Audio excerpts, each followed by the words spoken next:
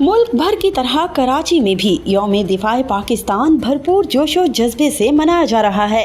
6 सितंबर शहदाए वतन को खिराज तहसीन पेश करने का दिन है।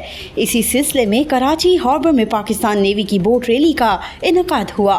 रैली में 150 से ज़ायद माहिरगीरों की कश्तियों ने हिस्सा लिया। तमाम कश्तियों पर पाकिस्तान के साथ साथ कश्मीर के परचम भी आवेज़ा किए गए। रैली यौम दिफाए पाकिस्तान की मुनासिबत से मुनक़िद की गई। इस दौरान माहिरगीरों के दरमियान कश्तियाँ दौड़ाने का मुकाबला भी हुआ।